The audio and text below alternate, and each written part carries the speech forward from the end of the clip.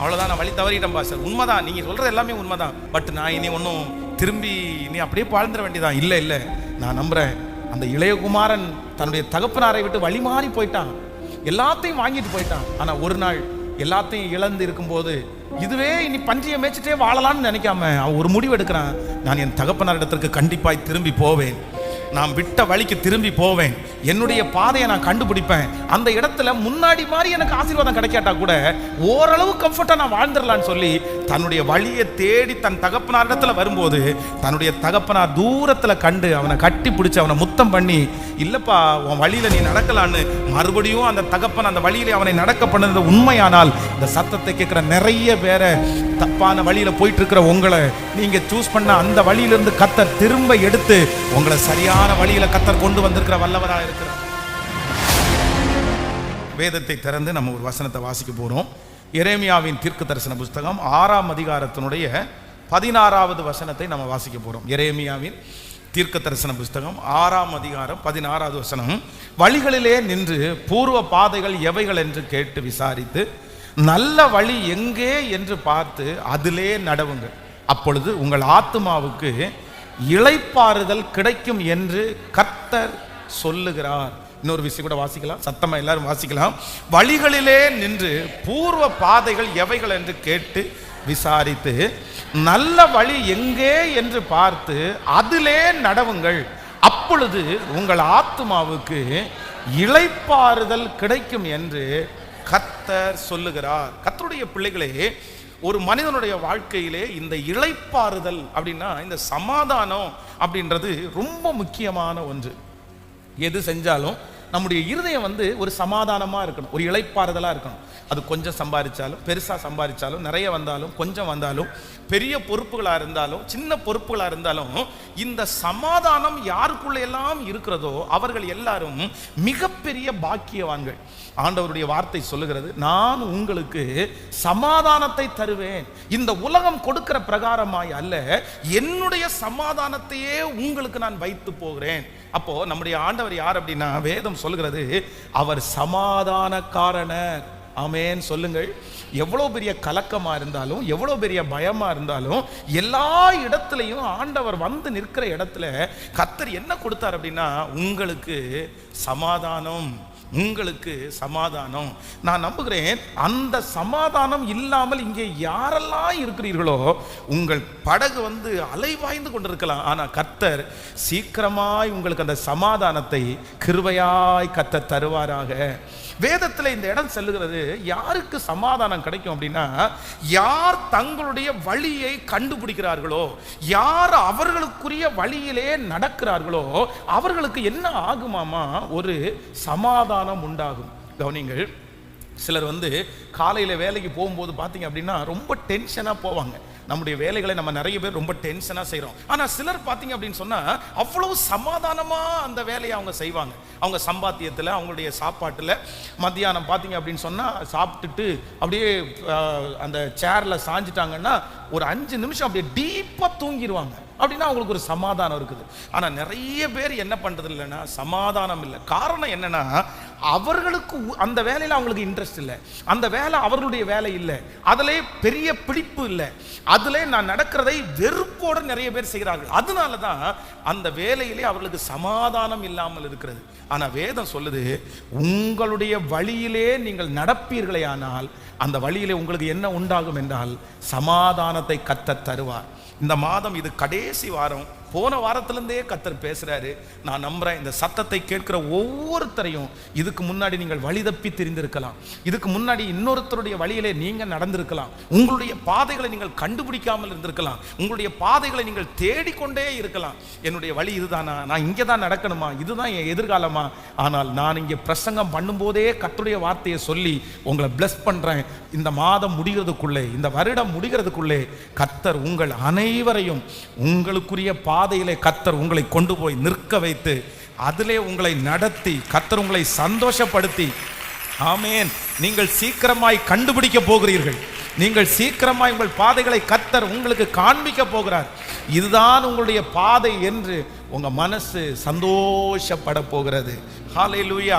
இன்றைக்கு ஒரு 3 காரியத்தை உங்களோட பேச போறேன். வேதத்திலிருந்து தங்களுடைய வழி தவறின 3 பேர். அவங்க ஏற்கனவே போன வாரம் ஒரு 3 காரியத்தை கர்த்தர் நம்மோடு பேசினார். வழி ஒரு தேவனுடைய பிள்ளையினுடைய ட்ராக்கை சேஞ்ச் பண்ற ஒரு 3 காரியத்தை கடந்த வாரம் பேசினேன். இந்த வாரம் வேதத்திலிருந்து ஒரு 3 நபர்களை உங்களுக்கு சுட்டிக்காட்டி அவங்க தங்களுக்காக வைத்திருந்த பாதையை தவறினார்கள். எப்படி தவறினாங்க, என்ன அவங்களுக்குள்ள வந்துச்சு அப்படின்றத நம்ம தியானிக்க போறோம். கடந்த சில நாட்களுக்கு முன்பாக இந்த கேரளாவில் ஒரு கேன்சர் ஹாஸ்பிட்டலில் ஒரு 32 வயது மதிக்கத்தக்க ஒரு சகோதரியை வந்து அட்மிட் பண்ணி அவங்களுக்கு ரொம்ப வயிற்றுக்குள்ள அவங்களுக்கு கேன்சர். அப்போ வந்து அவங்களுக்கு இந்த வயசில் ஏன் இப்படி வந்துச்சு அப்படின்ற ஒரு இது போகுது. அப்போ வந்து ஒரு நாள் அவங்க என்னை சந்தித்து அவங்க ரொம்ப அழுது என்கிட்ட பேசினாங்க. என்ன அப்படின்னா, தங்களுடைய வீட்டில் பண கஷ்டம், தன்னுடைய கணவனாருக்கு சம்பளம் குறைவானது, ஆனால் சாப்பாட்டுக்கெல்லாம் ஒன்றும் குறைவில்லை. இவங்களுக்கு பக்கத்து வீட்டில் இவங்க டிவி பார்க்குற வீட்டில் வந்து அவங்க உட்காந்து பேசும்போது அவங்க என்ன சொன்னாங்கன்னா, உன் வீட்டில் தான் கஷ்டமாக இருக்குது, உன் கணவனார் தான் ரொம்ப கஷ்டப்படுறாரு, ஒன்று பண்ணு, நான் ஒரு சின்ன ஐடியா சொல்கிறேன், அதை மட்டும் நீ செஞ்சுட்டேன்னா உனக்கு நிறைய பணம் கிடைக்கும் அப்படின்னு அந்த லேடி அந்த சிஸ்டரை வழி நடத்துகிறாங்க. என்ன அப்படின்னு கேட்டால், இந்த கரு முட்டை வந்து நிறைய பேருக்கு இல்லாமல் இருக்குது, உன்னிடத்தில் இருக்கிற இந்த கரு முட்டையை எடுத்து நீ அதை வித்துட்டு அப்படின்னு சொன்னா உனக்கு நிறைய வசதி, உனக்கு நிறைய பணம் கிடைக்கும் அப்படின்னு அந்த பிள்ளைய வழி நடத்தி ரொம்ப ஒரு கொடூரமான சம்பவம். உடனே இவங்களும் ஆசைப்பட்டு என்ன பண்ணிட்டாங்கன்னா, பணம் கிடைக்கும் அப்படின்னு சொல்லி ஹாஸ்பிட்டலில் போய் பல டைம் வந்து தன்னுடைய கருமுட்டை உருவாக அதை கொண்டு போய் வித்துட்டே இருந்திருக்கிறாங்க. அப்போது இந்த டாக்டர்கள் வந்து அந்த அந்த அந்த கரு முட்டையை உள்ளே எடுக்கும்போது அது ஒரு கரண்டி மாதிரி அப்படியே வச்சு தான் எடுப்பாங்க பாருங்களேன். அப்போ எடுக்கும்போது என்னென்னா சின்ன சின்ன அந்த உடைவான சில தூவங்களை அவங்க அப்படியே வந்து க்ளீன் பண்ணாமல் அப்படியே விட்டாங்க. அது எல்லாம் சேர்ந்து ஒரு கட்டியாக மாறி அது கேன்சராக மாறி இன்னைக்கு வந்து பார்த்தீங்கன்னா ரொம்ப வருத்தப்பட்டு மரணத்தோடு கூட அவர்கள் போராடி கொண்டிருக்கிறார்கள். இதே கோயம்புத்தூரில் ரத்னபுரியில் நடந்த சம்பவத்தை உங்களுக்கு சொல்கிறேன். சில 2-3 நாட்களுக்கு முன்பாக ஒரு சகோதரி என்னை வந்து சந்திச்சாங்க. எனக்கு ரொம்ப ஆச்சரியமா இருந்துச்சு. என்ன அப்படின்னு சொன்னா, பாஸ்டர் நான் ரொம்ப மோசம் போயிட்டேன். என்ன அப்படின்னு கேட்டா, கடன் பிரச்சனை தாங்க முடியாம தன்னுடைய கிட்னியை வித்தா பணம் கிடைக்கும்னு நினைச்சு இவங்க போய் ஒரு இடத்துல அப்ரோச் பண்ணியிருக்காங்க. அப்ரோச் பண்ண இடத்துல என்ன சொல்லியிருக்காங்கன்னா, உன்னுடைய கிட்னியை நாங்கள் வாங்கிக்கிறோம், ஆனா அந்த கிட்னியை ஆப்ரேஷன் பண்ணி எடுக்கிறதுக்கு 2.5 லட்சம் ரூபாய் ஆகும், 1.5 லட்சம் ரூபாய் ஆகும், அதை எடுத்து ஆப்ரேஷன் பண்ணி நாங்க வச்சு வித்ததுக்கு பிற்பாடு உனக்கு காசு தந்துடும் அப்படின்னு சொல்லி கிட்டத்தட்ட 14 லட்சம் ரூபாய் கிட்னியை ஆபரேஷன் பண்ணி எடுக்கிறதுக்கு எடுத்திருக்காங்க. ஐயோ, என்னால தாங்கவே முடியல. இவ்வளவு ஞான குறைவா? அப்போ சிலர் இந்த உலகத்துல இருக்கிற ஒவ்வொரு ஆண்டவருடைய பிள்ளைகளும் ரொம்ப கவனமா இருக்கணும். நீ ரொம்ப கவனமா இருக்கணும். இந்த உலகத்துல இருக்கிற சில மனிதர்களோட நீங்க பழகிட்டீங்கன்னு வைங்களேன், அவங்க வந்து உங்களை வழி மாறி உங்களை ஏதோ ஒரு பிரச்சனைக்கு முடிவு வந்து நீங்க வந்து ஒரு பிரச்சனையினுடைய முடிவு வந்து உடனே எடுக்கணும்னு நினைக்காதீங்க. சில பிரச்சனைகளுடைய முடிவை உடனே நீங்க சரி செய்ய முடியாது. அதுக்கு வந்து உங்க உடம்ப பலிகாடு ஆக்குறதுனால, உங்க உடம்பத்தினுடைய பார்ட்டுகளை விற்கிறதுனால அது சரி பண்ண முடியாது. ரொம்ப கவனமா இருக்கணும் ஆண்டவருடைய பிள்ளைகள். இந்த மாதிரி காரியங்களிலே சிக்காதபடிக்கு ஆண்டவர் உங்களுக்கு கிருபையாய் ஞானத்தை கர்த்தர் தருவாராக. ஸோ இந்த காலத்தில் இப்படிப்பட்ட ஆட்கள் இருக்கிறாங்கன்றது எனக்கு ரொம்ப பிரமிப்பா இருக்குது, ரொம்ப கஷ்டமா இருக்குது. அப்படியே அழுது ஜோமன் அந்த சிஸ்டர் அப்படியே அழுது, பாஸ்டர் வேற வழி தெரியல, எனக்கு வேற வழி தெரியல. அதனால ஆண்டவர் உங்களை கிருபையாய் காப்பாற்றுவார். ஒரு 3 காரியத்தை நம்ம வந்து இன்னைக்கு தியானிக்க போறோம், எடுத்துக்கொள்ளலாம். முதலாவதாக ஆதியாகமம் 13ஆம் அதிகாரத்தில் 7வது வசனத்தை வாசிக்க போகிறோம். ஆதியாகமம் 13ஆம் அதிகாரம் 7வது வசனத்திலிருந்து வாசிக்கலாம். ஆபிரகாமுடைய மந்தை மேய்ப்பருக்கும் லோத்தினுடைய மந்தை மேய்ப்பருக்கும் வாக்குவாதம் உண்டாயிற்று. அக்காலத்திலே கானானியரும் பெர்சியரும் அத்தேசத்தில் குடியிருந்தார்கள். ஆபிரகாம் லோத்தை நோக்கி, எனக்கும் உனக்கும் என் மேய்ப்பருக்கும் உன் மேய்ப்பருக்கும் வாக்குவாதம் வேண்டாம், நாம் சகோதரர், இந்த தேசமெல்லாம் உனக்கு முன்பாக இருக்கிறது அல்லவா, நீ என்னை விட்டு பிரிந்து போகலாம், நீ இடதுபுறம் போனால் நான் வலதுபுறம் போகிறேன், நீ வலதுபுறம் போனால் நான் இடதுபுறம் போகிறேன் என்றார். அப்பொழுது லோத்து தன் கண்களை ஏறெடுத்து பார்த்து யோர்தான் நதிக்கு அருகான சமபூமி முழுவதும் நீர்வளம் பொருந்தி இருக்கிறதாய் கண்டான். கர்த்தர் சோதோமையும் குமாராவையும் அழிக்கும் முன்னே சோவாருக்கு போகும் வழி மட்டும் அது கர்த்தருடைய தோட்டத்தை போலவும் எகிப்து தேசத்தை போலவும் இருந்தது. கவனிங்க, போதும், கவனமாய் கவனிங்கள். இந்த இடத்துல வந்து லோத்து என்கிற மனுஷன் ஆபிரகாமோடே சேர்ந்தான். லோத்துக்கு தரிசனம் இல்லை, லோத்து வந்து ஒரு பெரிய ஆள் ஆகணும்னு நினைக்கல. ஆனா இப்ப லோத்து பெரிய ஆள் ஆயிட்டாரு. லோத்து வந்து ஆபிரகாமை போல ஆட்டு மந்தைகளுக்கு அவன் பெரிய தலைவனாய் மாறினான். இவனுக்கு எப்படி வந்துச்சு அப்படின்னு கேட்டா, தரிசனம் உள்ள ஒரு மனுஷனோட இருந்ததுனால, ஆண்டவருடைய பிள்ளையோடு கூட அவன் ஐக்கியம் வச்சதுனால, கர்த்தர் ஆண்டவருடைய பிள்ளைய மட்டும் இல்ல, லோத்தையும் கர்த்தர் ஆசீர்வதித்தார். நீங்க நல்லவர்களோட கனெக்ஷன் வச்சிருந்தீங்கன்னா, நல்லவர்களோட நீங்க பழகுனீங்கன்னா, உங்களை விட சாதிக்கிற, உங்களை விட நல்ல மெச்சூரிட்டியான ஆட்களோட உங்களுக்கு பழக்கம் கிடைச்சு அதை நீங்க தக்க வச்சிட்டீங்கன்னா, கண்டிப்பா சொல்றேன், அவர்களோட சேரும்போது நீங்களும் ஆசீர்வதிக்கப்படுவீர்கள். ஆனா கெட்டவர்களோடு நீங்க சேர்ந்துட்டீங்க அப்படின்னு சொன்னா, உங்களுடைய வாழ்க்கையிலே ஆசீர்வாதத்தை எதிர்பார்க்கவே முடியாது. ரொம்ப கொடுமையான விஷயம் என்ன அப்படின்னா, ஆண்டவருடைய பிள்ளைகள் நிறைய பேர் டபுள் மீனிங்ல பேசுறவங்க இருக்கிறாங்க. டபுள் மீனிங்ல எவ்வளவு பெரிய அசுத்தமான வேதம் சொல்லுது, உன் வாயிலிருந்து தித்திப்பும் கசப்புமானது. அதுவும் வந்து ஆண்கள் வர நிறைய பேர் பேசியிருக்கிறத கேள்விப்பட்டிருக்கிறோம். ஆனா பெண் பிள்ளைகள் ஜெபிக்கிறவர்கள் ஜெபத்தை முடிச்சுட்டு பேசுற பேச்சு வந்து அசுத்தமான பேச்சு, அசுத்தமான பேச்சு. அடுத்தவங்க வீட்டில் நடக்கிறத பேசுறது, கணவன் மனைவியினுடைய உறவை பற்றி பேசுறது, குடும்ப உறவுகளை பற்றி பேசுறது, இதெல்லாம் என்ன?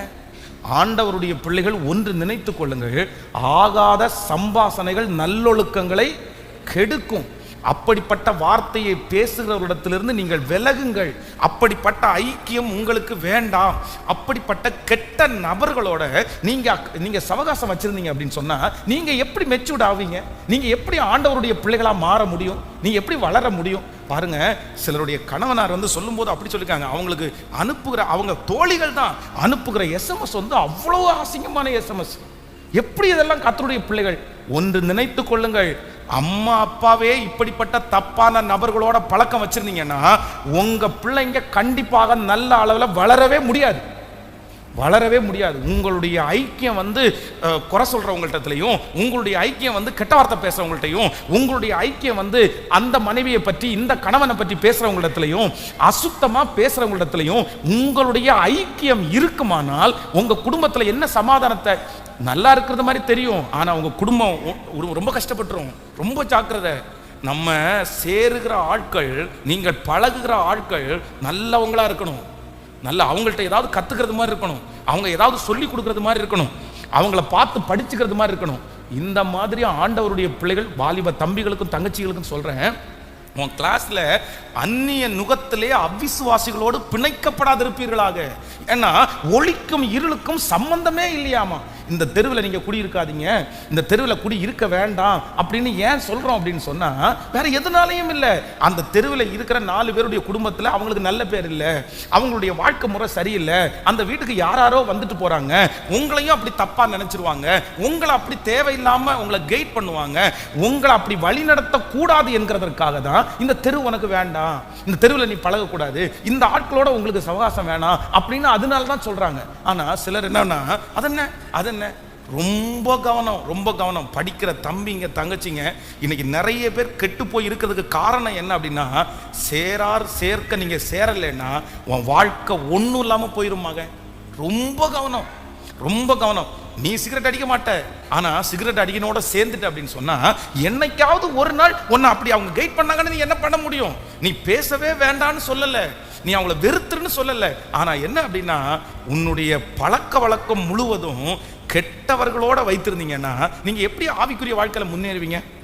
ஒரு ஆவிக்குரிய பையனோட நீங்க பழக்கம் வச்சிருந்தீங்கன்னா, அந்த ஆவிக்குரிய பையன் ஏதாவது ஒரு கஷ்டம் வரும்போது, டே ஜபத்துக்கு போலாமா, டே ஜெபம் பண்ணலாமா, டே பைபிள் வாசிச்சியா அப்படின்னு கேட்பான். ஆனா அதே இது உலகத்திலே இருக்கிற நண்பர்களோட நீங்க பழக்கம் வச்சிருந்தீங்கன்னா, அவன் என்ன கேட்பான் தெரியுமா? இன்னைக்கு இந்த படம் ரிலீஸ் ஆயிருக்கு, போலாமா, இங்க தண்ணி அடிக்க போயிடலாமா, இதை பாத்தியா, இந்த வீடியோ நான் அனுப்பவா, இந்த போட்டோ நான் அனுப்பவா, இதான் கேட்பான். வேற என்ன கேட்க முடியும்? ஏன்னா முழுக்க உலகத்துல இருக்கிறான். வாலிப தங்கச்சிகளுக்கும் அப்படிதான். உங்களுடைய பழக்கம் எப்படி இருக்குன்னு நினைக்கிறீங்க? வேலைக்கு போற அம்மாங்க, வேலைக்கு போற அப்பா என்ன மோசம் தெரியுமா? எவ்வளவு சில பெண் பிள்ளைகளை பெற்று வைத்திருக்கிற அம்மாங்க, அவ்வளவு மோசமான வார்த்தை, அவ்வளவு மோசமான வார்த்தை. எவ்வளவு அது சர்ச்சில் வந்து உட்கார்ந்துட்டு ஒருத்தங்க சொல்கிறாங்க அவங்களுடைய எக்ஸ் லவ் அங்கே இருக்கிறாரம்மா. பெண்கள் சிரிக்கிறதுக்காக அல்ல, வருத்தத்தோட சொல்கிறேன். சர்ச்சில் வந்து உட்காந்துட்டு 15 வருஷத்துக்கு முன்னாடி வால்பாறையில் அவங்க 2 பேரும் ஒரே ஸ்கூலில் படித்தாங்களாமா. 2 பேரும் வந்து ஒருத்தருக்கு ஒருத்தர் ஸ்கூலில் லவ் பண்ணாங்களாமா. அதை எங்கே உட்காந்து சொல்லுங்க. இந்த வயசுல என்னம்மா இது பேச்சு, என்னம்மா இது பேச்சு? அதை சிரிக்கிறதுக்கு 4 பேர், அதை சொல்றதுக்கு 4 பேர். ரொம்ப கவனமா இருங்க, ரொம்ப கவனமா இருங்க. நீங்க ரொம்ப இதே போல பழக்கங்கள் உங்களுக்கு இருக்குமானால் உங்க குவாலிட்டியை நீங்க இழந்துருவீங்க, உங்க வாழ்க்கையை நீங்க இழந்துருவீங்க. விளையாட்டல்ல. ஒரு திருச்சபை வந்து இன்னைக்கு சுக்குநூறாய் உடைஞ்சிச்சு. என்ன உடைஞ்சிச்சு அப்படின்னா ஒன்றும் இல்லை, குறையாய் சொல்லலை, உங்களுக்கு உணர்வுக்காக சொல்கிறேன். அந்த பாஸ்டர்மா வந்து எல்லாரிடத்துலையும் அடித்து பேசுகிறது அந்த பாஸ்டர்மாவுக்கு வழக்கம். சும்மா போனால் பசங்களை தோலை தட்டிட்டு நான் எப்படி இருக்க அப்படின்னு பேசுறது வழக்கம். அது சும்மா எல்லார்ட்டையுமே அவங்க அப்படி தான் பேசுவாங்க, அப்படி பண்ணுவாங்க. ஒரு நாள் புதிதாய் வந்திருக்கிற ஒரு பையன் ஒரு 2-3 மாசமா சர்ச்சுக்கு வந்துட்டு இருக்கிறான். இவங்க எல்லாரையும் தோலை தட்டி ஹாய் ஹலோ அப்படின்னு பேசுறதுனால அவனும் ஒரு நாள் போய் போகும்போது தெரியுதா இவங்களுடைய தோலை தட்டிட்டு என்ன ஹாய் அப்படின்னு பேசினதை எல்லாரும் பார்த்துட்டாங்க. இந்த ஒரு சின்ன விஷயம் புகஞ்சு புகஞ்சு புகஞ்சு பெருசா மாறி அந்த திருச்சபையே உடைகிற அளவிற்கு கொண்டு போய் விட்டுருச்சு. உடஞ்சிருச்சு, அது உடஞ்சிருச்சு. ரொம்ப ஜாக்கிரதை, ரொம்ப ஜாக்கிரதை. நம்ம யாரிடத்துல சேர்றோம் அப்படின்றதுல ரொம்ப கவனமா இருக்கணும், ரொம்ப கவனமா இருக்கணும். இல்லை அப்படின்னா உங்களுடைய வாழ்நாள், இந்த பெண் பிள்ளைகளை வளர்த்துக்கிற அம்மா அப்பா அடிக்கடி சொல்றேன், ஞானமா இருங்க, ஞானமா இருங்க. உங்களுடைய பிள்ளைகள் நல்லவர்கள் தான், நீங்கள் வீட்டுக்குள்ளே கூட்டிட்டு வருகிற பசங்க நல்ல பசங்க தான், எல்லாரும் நல்லவங்க தான். ஆனா சத்ரு எப்போ எங்க யாருக்குள்ள எப்படி புகுவான்னு சொல்லுங்க. ஒரு லிமிட் தாண்டினதற்கு பிறகு அதை கண்ட்ரோல் பண்ணணும்னு நினைச்சா சொல்லுங்க, உங்களால முடியாது, உங்களால முடியாது. இத கண்ணும் கருத்துமாய் தான். இந்த உலகம் அவ்வளவு மோசமான உலகமா இருக்குது. அதனால ஆண்டவர் உங்களுக்கு கிருபை தருவார். என்ன கிருபை தருவார்னா, உங்க பிள்ளைகளை பாதுகாப்பாய் வளர்க்கக்கூடிய கிருபையை கர்த்தர் கிருபையாய் தருவாராக. ஆமேன் சொல்லுங்க. கைகளை அசைத்து ஒரு ஹல்லேலூயா சொல்லுங்க. ஆமேன். இந்த உலகத்திலே நாசியிலே சுவாசம் இருக்கிற எந்த மனுஷனையும் நம்ம என்ன பண்ண முடியாது, நம்பவே முடியாது. நான் வந்து அதுக்காக எல்லாரையும் சந்தேகப்படணும்னு சொல்லலை, ஆனால் ரொம்ப கவனமாய் வாழ கர்த்தர் உங்களுக்கு கிருபை தருவார். அப்போ இந்த லோத்து வந்து ஆபிரகாமோடு இருக்கும்போது பார்த்தீங்க அப்படின்னா அவன் தரிசனம் உள்ளவன் அல்லவா, அவன் நல்ல ஆடு மந்தைகள் மாட்டு மந்தைகள் பெருகுது அல்லவா, அவனை பார்த்தோம்னா இவனுக்கும் தரிசனம் வருது, நம்மவும் ஒரு 4 ஆடு வாங்கி விடணும், நம்மவும் பெருக பண்ணணும், நம்மவும் நல்ல நிலைமைக்கு வரணும். அவனை பார்த்து பார்த்து பார்த்து பார்த்தே இந்த லோத்து ஒரு மிகப்பெரியவன் ஆனான். அவர்களுக்கும் இவர்களுக்கும் வாக்குவாதம் வருகிற அளவிற்கு அவன் பெரியவன். ஆனா இப்ப என்ன அப்படின்னு சொன்னா, கரெக்டான ட்ராக்ல போயிட்டு இருந்த இந்த லோத்துவுக்கு இங்க ஒரு பெரிய சவால், ஒரு பெரிய பரீட்சை வருகிறது. இவங்க 2 பேருக்கும் சண்டை வந்தோடனே இவங்க 2 பேரும் என்ன நினைக்கிறாங்க அப்படின்னா, சரி பிரிஞ்சிடலாமா அப்படின்னு நினைக்கிறாங்க. உடனே ஆபிரகாம் சொல்லுகிறார், நீ வலதுபுறம் போனால் நான் இடதுபுறம் போகிறேன். இப்போ லோத்து வந்து தன்னுடைய கண்களை ஏறெடுத்து பார்க்கும்போது சோதோம் குமரா போகிற அந்த வழி வந்து அவனுக்கு ரொம்ப பிடிச்சிட்டு பசுமையா இருக்கிறதுனால, தன்னுடைய கண்களினாலே விழுந்ததுனால தன்னுடைய வழியை விட்டு இன்னொரு வழியை அவன் தெரிந்து கொண்டான். நம்பர் 1, கவனமாக கவனிங்க. உங்களுடைய ட்ராக்கை மாற்றுகிற 4வது மிகப்பெரிய ஆயுதம் என்ன அப்படின்னு சொன்னால், உங்களுடைய கண்களுக்கு இனிமையாய் தோன்றுகிற சில காரியங்கள் நீங்கள் போகிற பாதையை விட்டு உங்களை என்ன பண்ணும் அப்படின்னு சொன்னால், உங்களை வழி விலக பண்ணிவிடும். என் கண்களோட நான் உடன்படிக்கை பண்ணணும், என் கண்களை நான் சரியாய் பார்த்துக்கணும். கவனிங்க, இந்த கண்ணானது சரீரத்தின் விளக்காய் இருக்கிறது. இந்த கண் கெட்டு போனா உங்களுடைய சரீரம் முழுவதும் கெட்டு போயிருமாமா, சரீரம் முழுவதும். இந்த கண்ணு தான் எல்லாத்துக்கும் ஆயுதம். உங்களுடைய சரீரத்திலே வருகிற ஆசீர்வாதங்கள், உங்க சரீரத்திலே வருகிற நன்மைகள், இதுக்கு எல்லாத்துக்குமே காரணம் யார் அப்படின்னா இந்த கண். அதனாலதான் நிறைய பேர் ஜெபம் பண்ணும்போது, ஆண்டவரே என்னுடைய கண்களை திறந்தருளும். உங்களுக்கு முன்பாக கர்த்தர் உங்களுக்கு ஆயத்தம் பண்ணி இருக்கிறத கண்ணு பார்க்க முடியாதபடி நிறைய பேருடைய கண்கள் மறைந்திருக்கிறது.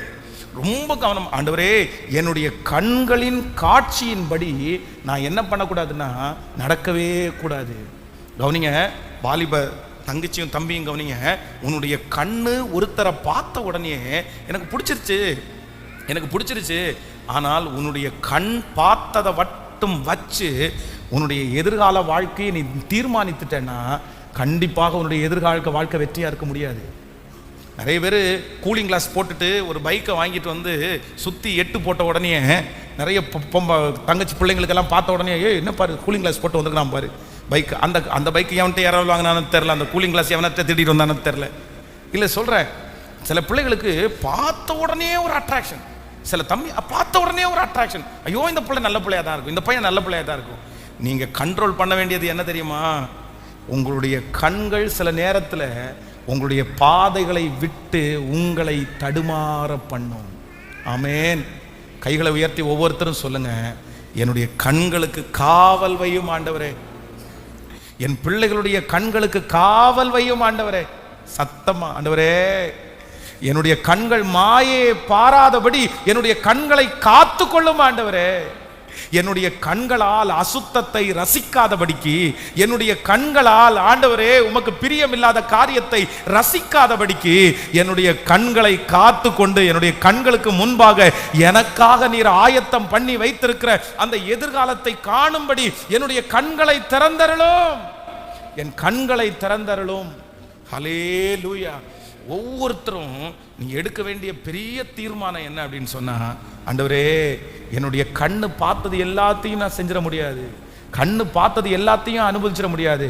என்னுடைய கண்கள் நிறைய நேரத்தில் பொய் சொல்லும். உங்க கண்ணு பொய் சொல்லும், உங்க கண்ணு பொய் சொல்லும். உங்க கண்ணு சில நேரத்தில் ஒரு சைடு மட்டும்தான் பார்க்க முடியும். உங்க கண்ணுனால சில நேரத்தில் வெளி தோற்றத்தை மட்டும்தான் பார்க்க முடியும். ஆனா வேதம் சொல்லுகிறது, மனிதனோ முகத்தை பார்க்கிறான், கர்த்தரோ இருதயத்தை. இந்த சர்ச்சில் இந்த சத்தத்தை கேட்கிற யாராவது ஒரு வாலிப தம்பி தங்கச்சி, இன்னைக்கு நீ தடுமாறி கொண்டிருக்கலாம்.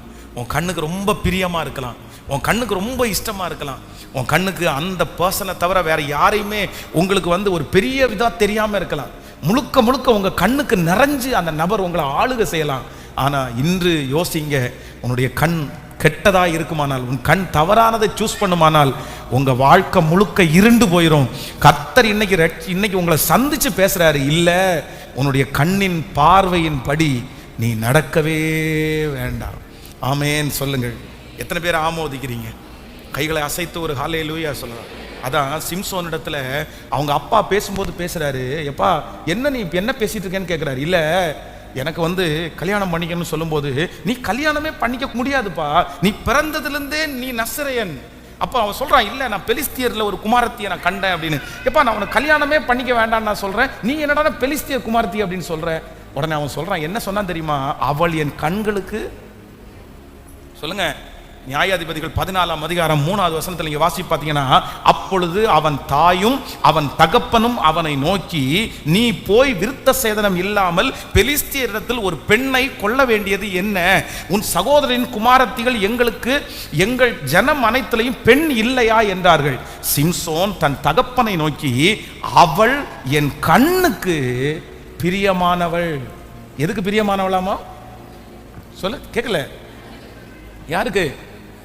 என் வாழ்க்கைக்கு பிரியமா என்னன்னு தெரியல, என் கூட எத்தனை வருஷம் டிராவல் பண்ணாங்கன்னு தெரியல, ஆனா இப்போ எனக்கு என்ன அட்ராக்ஷன் வந்திருக்குது? என் கண்ணுக்கு பிரியமானவள். அவளுடைய குவாலிட்டி என்னன்னு தெரியாது, அவங்க குடும்பம் என்னன்னு தெரியாது, அவள் எனக்கு ஆவிக்குரிய வாழ்க்கையில் செட் ஆவாங்களா இல்லையான்னு தெரியாது, ஜெபமா எதுவுமே தெரியாது, ஆனா எனக்கு என்ன பண்ணிருக்குது? பிடிச்சிருக்குது.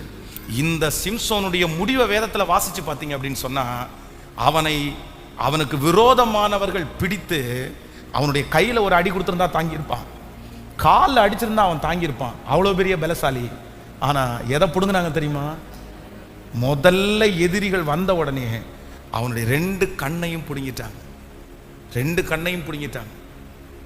நம்முடைய கண்களில் ரொம்ப ஜாக்கிரதையா இருக்கணும், ரொம்ப ஜாக்கிரதையா இருக்கணும். உன்னுடைய சரீரத்தை கெடுத்துருப்பா, உன்னை அழிச்சிருப்பா, உன்னை சூனியமாக்கிரும், உன்னை எதுவும் செய்ய விடாம தடுத்துரும். உன் கண்ணுக்கு முன்னாடி நிறைஞ்சு அந்த இச்சை தான் வரும், அந்த அசுத்தம் தான் வரும். இன்னைக்கு ஒரு தீர்மானம் எடுங்க, இன்னைக்கு ஒரு ஒப்பு கொடுங்க. என் கண்களினால இனி நான் அசுத்தத்தை பார்க்க மாட்டேன், தேவையில்லாததை ரசிக்க மாட்டேன். கர்த்தருக்கு மிகுந்த கிருபை உங்களுக்கு தருவாராக. அல்லேலூயா.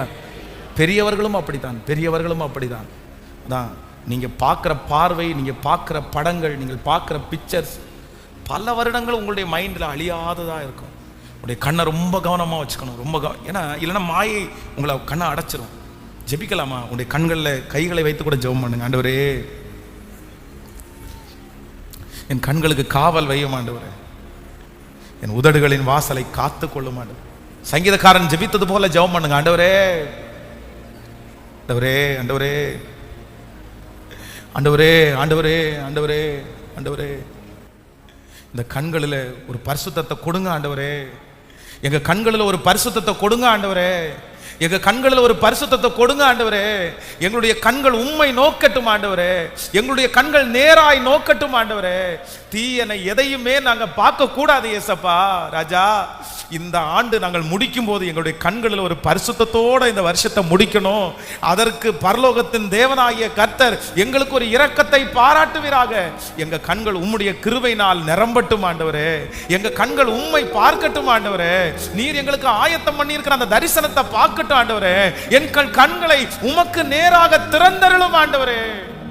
திறந்தருளும் ஆண்டவரே. கர்த்தர் நல்லவர், கர்த்தர் நல்லவர். ஹல்லேலூயா. சங்கீதக்காரனாகிய தாவீது அவ்வளவு நல்ல மனுஷனா இருந்தாலும், அவ்வளவு இருதயத்துக்கு ஏற்ற தாசனா இருந்தாலும், ஒரே ஒரு பார்வை, ஒரே ஒரு தப்பான பார்வை, ஒரே ஒரு நபரை தன்னுடைய கண்களால ரசிச்ச அந்த விஷயம் அவனை எங்க வரைக்கும் கொண்டு போய் விட்டுச்சுன்னா, அவனை கொலகாரனா மாத்திருச்சு. அவனை கொலகாரனா மாத்திருச்சு. பாருங்க, படிக்கிற பிள்ளைங்க 8th 7th படிக்கிற பசங்க ரெண்டு ரவுடி கோஷ்டிக்குள்ள சண்டை வருதுன்னா, படிக்கிற அந்த பசங்கள்ட்ட ஏன்டா இப்படி சண்டை போறீங்கன்னு கேட்டா, ஒரு பொண்ணுக்காக 2 பேரும் அடிச்சுக்குவாங்க. ஆமா, இந்த கேங்கில் இருக்கிற லீடர் வந்து அந்த பிள்ளைய வந்து நேசிப்பான், இந்த கேங்கில் உள்ள லீடர் அந்த பிள்ளைய நேசிப்பான். இவங்க 2 பேருக்கும் அப்படி எத்தனை சம்பவங்களை நான் டீல் பண்ணியிருக்கேன் தெரியுமா? 2 பேரும் சண்டை ஒரு பொண்ணுக்காக. அப்போ சில நேரத்திலே உங்களுடைய கண்களில் நீங்க வந்து தவறான ஒரு முடிவை எடுத்துட்டீங்கன்னா, அது உங்களை கொலகாரங்க வரைக்கும் உங்களை கொண்டு போய் விட்டுரும். எல்லாத்தையும் மறக்க பண்ணி, எல்லாரையும் வெறுக்க பண்ணி. பாருங்க, நான் தான் பார்த்து நேசிச்ச ஒரு பையனுக்காக அப்பாவை தூக்கி போடுற பிள்ளைங்க, அம்மாவை தூக்கி போடுற பிள்ளைங்க எத்தனை பேர் இருக்காங்க. அவ்வளவு பாசமுள்ள பிள்ளைங்க. அப்பாவுடைய காலில் சுத்தி வர்ற பிள்ளைங்க, அம்மாவை அப்படியே பின்னாடி முந்தானியை பிடிச்சிட்டே போற பிள்ளைங்க. ஒரு நபரை பார்த்து அதை பிடிச்சிச்சு அப்படின்னு சொன்னா, தன்னுடைய கண்ணை ஜெயிக்க முடியாதனால அப்பாவை அம்மாவை தூக்கி வீசுற எத்தனை பிள்ளைங்க இருக்காங்க தெரியுமா? ரொம்ப ஜாக்கிரதைப்பா, ரொம்ப ஜாக்கிரதை. ஆண்டவர் உன்னை கிருபையாய் நடத்துவாராக. கைகளை அசைத்து ஒரு ஹல்லேலூயா சொல்லலாம். எத்தனை பேர் ஆமோதிக்கிறீர்கள்? அதே போல் உங்களுடைய வீடுகளிலையும் அப்படிதான். நீங்கள் வந்து பார்க்குற பார்வையில் உங்களுடைய ரொம்ப கவனமாக இருக்க ஆண்டு உதவி செய்வார். நம்பர் 2, இரண்டாவதாக வேகமாய் ஒரு காரியத்தை கூட வாசிக்கலாம். நீங்கள் வந்து இன்னொரு அதிகாரத்தை வாசிப்போம். மத்தேயு எழுதின சுவிசேஷம். ஆமென். மத்தேயு எழுதின சுவிசேஷம் 26ஆம் அதிகாரத்தினுடைய 47வது வசனத்தை வாசிக்க போகிறோம். மத்தேயு எழுதின சுவிசேஷம் 26ஆம் அதிகாரம் 47வது வசனம். அவர் இப்படி பேசுகையில் 12 ஒருவனாகிய யூதாஸ் காரியோத் வந்தான். அவனோட கூட பிரதான ஆசாரியரும் ஜனத்தின் மூப்பரும் அனுப்பின திரளான ஜனங்களும் பட்டயங்களையும்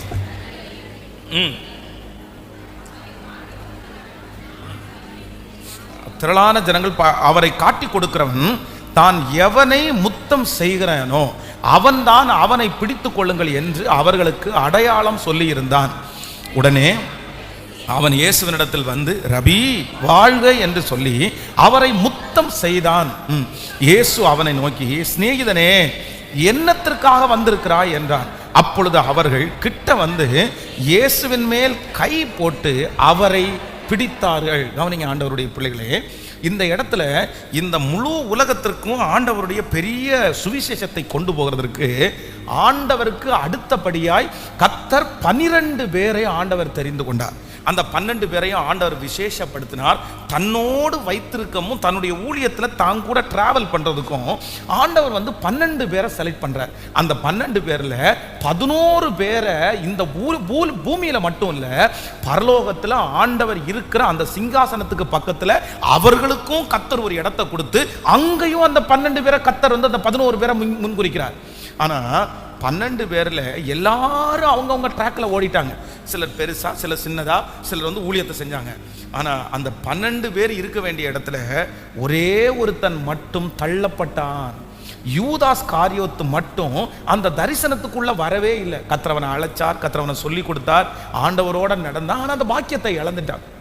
என்ன இந்த இடத்துல இந்த மனுஷன் இந்த பாக்கியத்தை இழக்கிறதுக்கு காரணம் என்ன அப்படின்னு சொன்னா, நான் என்ன நம்புறேன்னா, இந்த யூதாஸ் காரியத்திற்கு வந்து ரொம்ப விளையாட்டு அப்படின்னா, சில காரியத்தை வந்து ரொம்ப அசால்ட்டா நினைக்கிறதுல அவன் ஒரு பெரிய விஷயம், அது ஒரு அசால்ட்டா நினைக்கிறது அப்படின்னு சில சொல்லுவாங்கல்ல, அது என்ன பெரிய விஷயம், அது என்ன பெரிய விஷயம் அப்படின்னா, ஆண்டவரை கூட்டி கொடுக்கணும், ஆண்டவரை காமிச்சு கொடுக்கணும், ஆண்டவரை அடிப்பாங்க, உதைப்பாங்க, ஆண்டவரை சிலுவையில் அறைவாங்க, இந்த மாதிரி நினைச்சு இந்த யூதாஸ் காரியத்தை வந்து அவரை காட்டி கொடுக்கவே இல்லை. என்ன நினைச்சானா, ஆண்டவரை உப்பரி மேலே மலைக்கு மேலே கொண்டு வந்து தள்ள பார்த்தாங்க, இயேசு தப்பிச்சு வந்தாரு.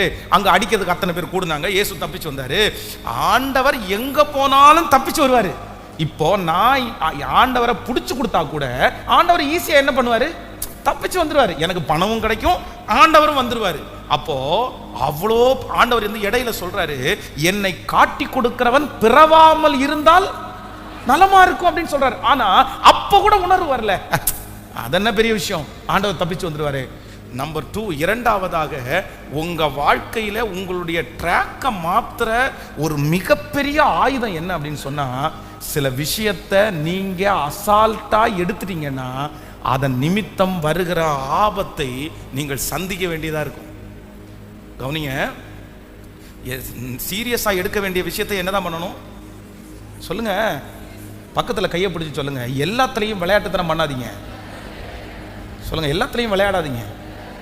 எல்லாத்துலயும் விளையாடுனா நீங்க ஆபத்துல சிக்கிடுவீங்க. ஆமென். சிலருக்கு அவ்வளோ எல்லாத்துலயுமே விளையாட்டு, எல்லாத்துலயுமே எந்த காரியத்திலையுமே ஒரு சூதானம் இல்லாம அவ்வளவுதான், அதென்ன நான் வந்துருவேன், அதென்ன நான் விட்டுருவேன், அதென்ன நான் பண்ணிடுவேன், எனக்கு ஒன்றும் பிரச்சனை இல்லை, எனக்கு ஒன்றும் பிரச்சனை இல்லை. ரொம்ப கவனம், ரொம்ப கவனம். உங்களுக்கு ஆண்டவர் வந்து ஞானத்திலேயே ஒரு விசேஷித்த ஞானத்தை கத்த தரணும். என்ன அப்படின்னு சொன்னா, சீரியஸாய் கவனமாய் இருக்க வேண்டிய காரியத்துல கர்த்தர் உங்களை கிருபையாய் கவனமாய் நடத்துவாராக.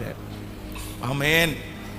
வாழ்க்கையோட யாரும் விளையாட முடியாது, பரிசுத்தத்தில் யாரும் விளையாட முடியாது. உங்களுடைய விளையாட்டு நாளைக்கு வருத்தத்துக்குரிய சூழ்நிலையாக வந்து நிற்கக்கூடாது. அந்த நேரத்தில் நான் விளையாட்டுக்கு அல்லவோ செஞ்சேன், நான் அப்படி நினச்சி செய்யலையே, நான் அப்படி நினச்சி பேசலையே, நான் அந்த மாதிரி ஆள் இல்லை. நீங்கள் என்னதான் நிரூபித்தாலும் அது ஒரு பிரச்சனைன்னு வந்ததற்கு பிற்பாடு அந்த இடத்துல நீங்கள் வெட்கப்பட்டு நின்று விடுவீர்கள். அப்போது இன்னைக்கு ஒரு ஞானத்துக்காக ஜெபம் பண்ணுங்க. ஆண்டவரே, விளையாட்டு சில பாருங்க அவ்வளோ ஆசீர்வாதங்கள் இருக்கும், ரொம்ப விளையாட்டு, பணத்தில் ரொம்ப விளையாட்டு. யோசேப்பினுடைய கையில் ஒரு பொறுப்பு கொடுக்கப்படுகிறது. 7 வருடங்கள் வந்து சந்தோஷமான வருடம். ஒருத்தன் கோதுமையை கொண்டு வர்றான், ஐயா 10 மூட்டை கோதுமை வந்திருக்குன்னு சொன்ன உடனே சரி அந்த ஓரத்தில் எங்கேயாவது போட்டுரு அப்படின்னு அசால்ட்டாக எடுத்திருந்தாருன்னா இல்லை, அதை கொண்டு போய் சேஃப்டியாக வைப்பா, அதை வைக்க வேண்டிய இடத்துல வைப்பா. அதற்காக ஒரு குடோனை கட்டி அதான் நிறைய பிரமிடுகள் அப்படி அந்த சேஃப்டி. அதனால தான் அடுத்த 7 ஆண்டுகள் வரும்போது அத்தனை ஜனங்களுக்கும் அவனுடைய ஆகாரத்தை அவன் கொடுக்க முடிஞ்சிருச்சு. அந்த நேரத்தில் அப்படி அசால்ட்டா நினைச்சிருந்தா, அதை ஒரு பெரிய விஷயமா எடுக்காம இருந்தா, இந்த வாலிப தம்பி தங்கச்சி உன்னை இந்த 2 வாரமாக உங்களை நான் தனியாக கவனிக்கிறேன், தனியாக உங்கள்கிட்ட பேசுகிறேன். உன்னுடைய வாழ்க்கையிலே சில காரியத்தை, சில காலங்களை நீ தயவு செய்து அசால்ட்டா அப்படியே நாளைக்கு பார்த்துக்கலாம் அப்படின்னு நினச்சி போயிடாதப்பா, போயிடாதப்பா. எனக்கு இன்னும் வயசு கிடக்குது, இப்போவே நீ எனக்கு இப்படி பண்ணாத, எனக்கு இப்படியே செய்யாத. இல்லை இல்லை இல்லை இல்லை, நீங்கள் எப்படி தான் இருக்கணும் அப்படின்னு சொன்னால் கவனமாக இருக்க கர்த்தர் பலன் தருவார். ஆமென். சொல்லுங்கள், கைகளை உயர்த்தி ஆண்டவரிடத்தில் கேளுங்க. ஆண்டவரே, சுத்த இருதயத்தை எனக்கு தருகிறவர். சொல்லுங்க, அப்பா பார்த்து எல்லாருமே சொல்லுங்க, ஆண்டவரே எனக்கு ஒரு நல்ல இருதயத்தை தருகிறவர், ஒரு ஞானமுள்ள மகனாய் என்னை மாற்றுகிறவர், ஞானமுள்ள ஒரு மகளாய் மாற்றுகிறவர்.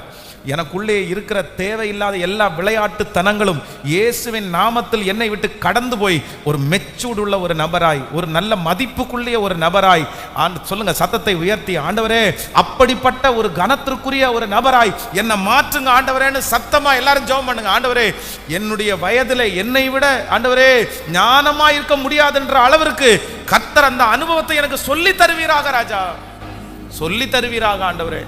கற்றுத்தருகிற ஆவியானவர், கற்றுத்தருகிற ஆவியானவர். ஆமென். புரியுதா? எத்தனை பேருக்கு புரியுதா? கைகளை அசைத்து ஒரு ஹல்லேலூயா சொல்லலாம். நான் வந்து எல்லா தாழ்மையோட நான் சொல்கிறேன், உண்மையிலே ஆண்டவர் வந்து என்னை நடத்தினதற்காக நன்றி செலுத்துகிறேன். எனக்கு வந்து கிட்டத்தட்ட 20 வயசில் நான் பாஸ்டர் ஆகிட்டேன். 16 வயதில் வீட்டை விட்டு ஊழியத்திற்காக வந்தேன். 17, அப்புறம் 17, 18, 19 வயசில் பைபிள் காலேஜ் படித்து முடித்தேன். ஸோ 20வது வயசில் என் கையில் 35 பைபிள் காலேஜ் ஸ்டூடெண்ட்டை கொடுத்து அந்த 35 ஸ்டூடெண்ட்டுக்கும் என்னை தலைவனாய் நியமிக்கிறார்கள். அப்போது எனக்கு ஒன்றுமே தெரியாது. ஒரு விஷயம் வந்து இதை உங்களுக்கு சொல்லியிருக்கேன்னு நினைக்கிறேன். என்னுடைய சொந்த சித்தப்பா பையன், என்னுடைய டியர் ஃப்ரெண்டு, நெருக்கமான ஃப்ரெண்டு, நாங்கள் 2 பேரும் சர்ச்சில் ஒன்றாவே இருந்தவங்க, ஒரே லைனில் இருக்கிறவங்க, 2 பேரும் ஒன்றா ஊழியத்துக்கு வரணும்னு நினச்சோம். ஆனால் அவன் வந்து நான் +2 படித்து தான் வருவேன்னு சொன்னான். நீ முன்னாடி போ அப்படின்னு சொல்லி என்னை அனுப்பி வச்சான். நாங்கள் சர்ச்சில் ஒன்றா இருப்போம். இன்றைக்கி அவனும் ஊழியம் செய்கிறான். அப்போது நாங்கள் 2 பேரும் ஒன்றா படிச்சுட்டு நான் வந்து வார்டன் ஆகிட்டேன். இப்போ அவன் வந்து செகண்ட் இயர் படிக்கிறான். என்னுடைய டியர் ஃப்ரெண்டு, நான் இப்போ தலைவன் ஆகிட்டேன்.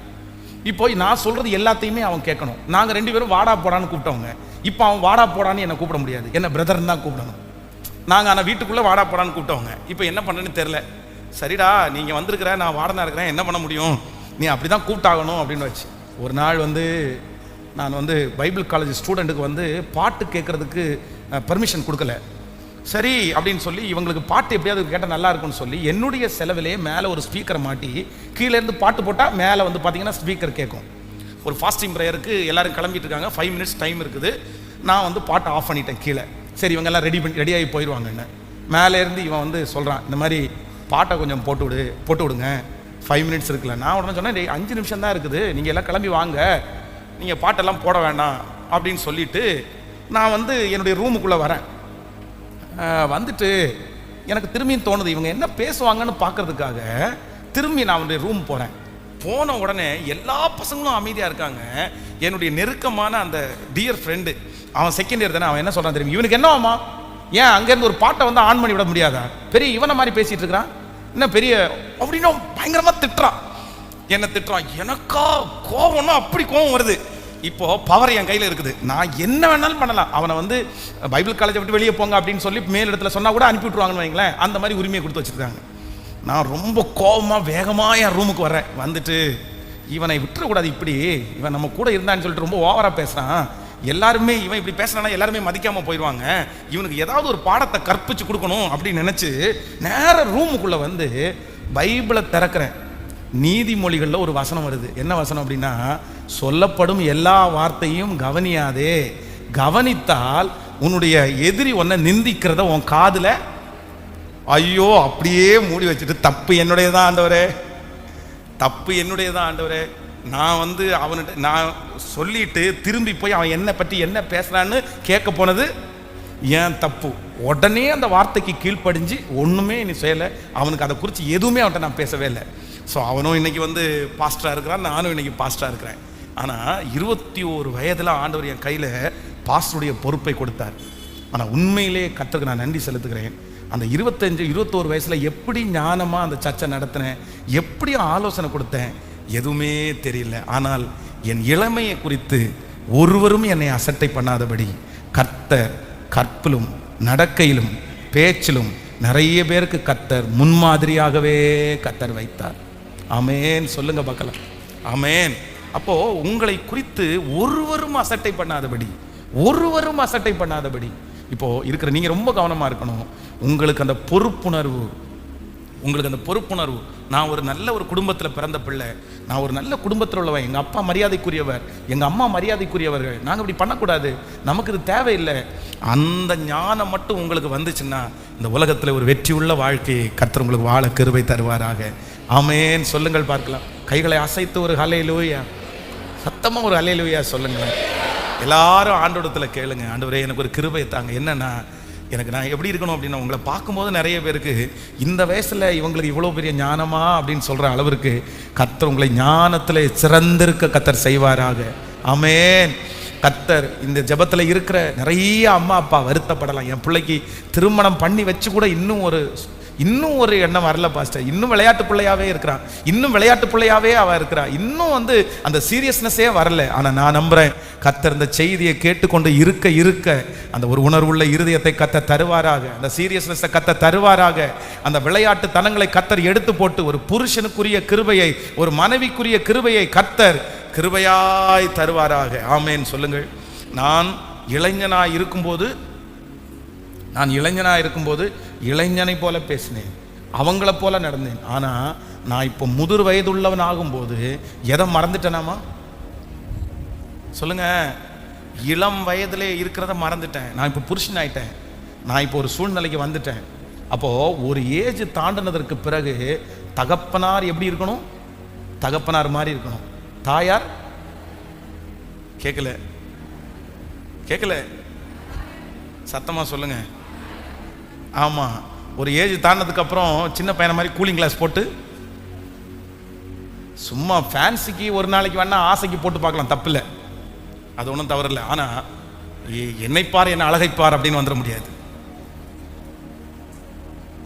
புரியுதுல? அம்மாங்களும் அப்படிதான், ஒரு ஏஜுக்கு ஒரு இது ஓகே, ஒன்றும் பிரச்சனை இல்லை. ஆனால் நீங்கள் பாட்டி ஆனதுக்கு அப்புறம் என்ன பாட்டினே கூப்பிடக்கூடாதுன்னு சொன்ன, என்ன பாட்டின்னு கூப்பிடாத, என்ன ஆன்டின்னு கூப்பிடு அப்படின்னா இது என்ன அர்த்தம்னு தெரில. பாட்டியை பாட்டின்னு தான் கூப்பிட முடியும், ஆன்டின்னு தான் கூப்பிட முடியும், அக்காவா அக்கான்னு தான் கூப்பிட முடியும். நிறைய பேருக்கு ஆன்டின்னு கூப்பிட்றது கூட பிடிக்காது. என்ன எதுக்கு ஆன்டின்னு கூப்பிட்ற, என்ன அக்கான்னு கூப்பிடு. அதுவும் இப்போ ஒரு பெரிய ஸ்டைல் வந்திருக்கு, என்னென்ன பேர் சொல்லி கூப்பிட்றது மாதிரி ஒரே அடியா. யாரையுமே மதிப்பு கொடுத்தெல்லாம் பேசுறதில்லை, அப்படின்னா பேர் சொல்லி. இதெல்லாம் இப்போ பெரிய ட்ரெண்ட் மாதிரி. எதுக்கு அப்படின்னு நினச்சாங்க, ஒருவேளை இதெல்லாம் எதுக்கு இந்த முறை எல்லாம் நினச்சாங்களோ தெரில. ஆனால் ஒருவேளை உங்களுடைய வாய்களில் மற்றவர்கள் அப்படி பேசினாலும் உங்கள் மனசுக்குள்ளே அந்த வயசு வரும்போது அதற்கு வேண்டிய மெச்சூர்டு உங்கள் மனசுக்குள்ளே வரணும். பக்கத்தில் இருக்கிற கையை பிடிச்சி சொல்லுங்கள், ஒரு ஏஜ் வந்துச்சு அப்படின்னு சொன்னால் அந்த வயதிற்குள்ள அந்த எண்ணம் உங்கள் மனசுக்குள்ளே வரணும். நான் இப்போ ஒரு அப்பா, நான் இப்போ ஒரு அம்மா, நான் இப்போ ஒரு பாட்டி, நான் இப்போ ஒரு தாத்தா, நான் இப்போ ஒரு ஆன்டி, நான் இப்போ ஒரு அங்கிள் அப்படின்னு எங்கே வரணும்? கேட்கல? மற்றவங்களும் உங்களை அக்கான்னு கூப்பிட்றது தப்பு இல்லை, சந்தோஷம். நீங்கள் அக்கா மாதிரி இருந்தால் சந்தோஷம். ஆனால் உங்கள் மனதிற்குள்ளே நீங்கள் விளையாட்டுத்தனம் ரொம்ப ரொம்ப ஜாக்கிரதை. கவனிங்க, ஒரு ஃபேமிலி சர்ச்சுக்கு வரல, ஒரு சிஸ்டர் ஃபேமிலி வரல. அப்போ அந்த பாஸ்டருக்கு ரொம்ப வருத்தமாக இருக்குது. சரி, அந்த ஃபேமிலியை எப்படியாவது சர்ச்சுக்குள்ளே கொண்டு வரணும்னு முடிவெடுக்கிறாரு. சரி, என்ன பண்ணலான்னு யோசிக்கும் போது அந்த சிஸ்டர் ஏற்கனவே ஒரு வசன போட்டி முடிச்சு அதில் அவங்க வின் பண்ணியிருக்கிறாங்க. உடனே இவர் என்ன நினைக்கிறாருன்னா, பேசாமல் சாரி வாங்கி கொடுத்துடலாமான்னு நினைக்கிறாரு. எதுக்கு? வசன போட்டிக்கு. அவர் ஒன்றும் தப்பா அப்படிலாம் எனக்கு தெரில. இவர் என்ன பண்ணிட்டார் அப்படின்னு சொன்னால், அழகான ஒரு சாரியை வாங்கி அவங்க வீட்டில் கொண்டு போய், நீங்கள் இந்த வசன போட்டியில் வின் பண்ணிட்டீங்கல்ல, இதான சாரியை கொடுத்துட்டாரு. இந்த சாரியை கொடுத்தாரோ இல்லையோ, அவ்வளோ பெரிய பிரச்சனை அந்த சபை பார்த்தீங்கன்னா சுக்குநூறாக உடஞ்சிருச்சு. எதுக்கு தெரியுமா? சின்ன ஒரு விளையாட்டுத்தனமாக பண்ணின அந்த அது ஒரு சீரியஸ்னஸ் இல்லாமல், அது அவர் நல்ல மனுஷன், அவர் கெட்டதா அப்படி ஒரு இன்டென்ஷனில் பண்ணலை அப்படின்ற மாதிரி தான் நான் நினைக்கிறேன். ஆனால் பாருங்க, அது ஒரு எவ்வளோ பெரிய பிரச்சனையாகி ஊழியமே ஒன்றும் இல்லாமல் போச்சுங்க, ஒரு சாரினால. அப்போது சில நேரத்தில் ஆண்டவருடைய பிள்ளைகள் ரொம்ப ஜாக்கிரதையாக இருக்கணும், ரொம்ப ஜாக்கிரதையாக இருக்கணும். சில இடங்களில் ரொம்ப விளையாட்டுத்தனமாக நம்ம எதுவும் நின்றுக்கூடாது. கர்த்தர் உங்களுக்கு சொல்லுங்களேன், கையை மேலே உயர்த்தி, எனக்கு அந்த ஞானத்தை கொடுங்க ஆண்டவரே, எனக்கு அந்த ஞானத்தை கொடுங்க ஆண்டவரே. கேளுங்க, எல்லாருமே ஆண்டவரத்தில் கேளுங்க. தேங்க்யூ ஜீஸ். இந்த உலகத்தில் வாழக்கூடிய ஞானத்தை கர்த்தர் உங்களுக்கு தருவார். வாலிப தம்பிங்க தங்கச்சிங்க எல்லாரும் உன்னை பார்த்து நிறைய பேர் ஆச்சரியப்படுற அளவிற்கு கர்த்தர் உன்னை விசேஷித்த ஞானத்தினால கர்த்தர் உங்களை நிரப்பணும். உன் வாயிலிருந்து வருகிற அத்தனை வார்த்தைகளும் நன்மையான வார்த்தைகளாக வரணும். உன் வாயிலிருந்து நன்மையை நிறைய பேர் தேடி வரணும். உன்னுடைய வாயிலிருந்து ஒரு நல்ல ஆலோசனையை நிறைய பேர் தேடி வரணும். சத்தத்தை உயர்த்தி எல்லாரும் ஜெபம் பண்ணுங்க, ஆண்டவரே எனக்கு நான் நிறைய பேருக்கு ஆலோசனை கொடுக்கிற அளவிற்கு என்ன ஒரு மெச்சூர்டான ஒரு பிஹேவியரை கர்த்தர் எனக்கு தருவீராக. சத்தத்தை உயர்த்தி கேளுங்க. அப்பா ஸ்தோத்திரம், ஸ்தோத்திரம், ஸ்தோத்திரம். நீங்கள் ஜெபிக்க கர்த்தர் உங்களுக்கு தருவார், கிருபையாய் தருவார். எல்லாரும் கேளுங்க, ஆண்டவரே அந்த ஞானமுள்ள ஒரு இருதயம் இப்பொழுது என்னுடைய பிள்ளைகளுக்கு உண்டாவதாக, அந்த பேதை தனங்கள் மாறுவதாக. ஸ்தோத்திரம், ஹalleluya. தகப்பனே, தங்களுடைய வாழ்க்கையை குறித்த ஒரு சீரியஸ்னஸ் இப்போ இயேசுவின் நாமத்தில் உண்டாவதாக, உண்டாவதாக, உண்டாவதாக. கைகளை அசைத்து ஒரு ஹalleluya சொல்லலாம். சிஸ்டர்ஸ் எல்லாம் நீங்கள் கவனிக்கணும். நீங்கள் போய் உங்களுக்குன்னு பேசுகிறதுக்கு ஒரு வரைமுறை இருக்குது கண்டிப்பாக. சில இடத்துல சிலர் தான் பேசணும், எல்லாத்தையும் சில இடத்துல என்ன பண்ணிட முடியாது. சொல்லுங்க, ரொம்ப மெச்சூர்டாக நீங்கள் நடந்துக்கணும். சில விஷயத்தை ஓப்பன் பண்ணவே கூடாது. சில விஷயத்தை நீங்கள் மறைச்சி தான் அதை வைக்கணும், அதை வெளியரங்கப்படுத்தக்கூடாது. அப்படி வெளியரங்கப்படுத்திட்டீங்க அப்படின்னு சொன்னால் நாளைக்கு உங்களை போகும்போது எப்படி நினைப்பாங்கன்னா, ரொம்ப ஒரு மாதிரி உங்களை என்னமோ ரொம்ப மோசமான ஒருத்தராக உங்களை சித்தரிச்சிருவாங்க. நான் என்னுடைய கண் கூட பார்த்துருக்கிறத சொல்கிறேன். நீங்கள் பேதைகள் எது எந்த இடத்துல பேசணும்னு உங்களுக்கு தெரியல, அதை அந்த இடத்துல டக்குன்னு பேசிடுறீங்க. ஆனால் உங்களுக்கு இருக்கிற பெரிய மதிப்பை உங்களுடைய பேச்சு என்ன பண்ணும்னா உங்களை இழக்க பண்ணிடும்.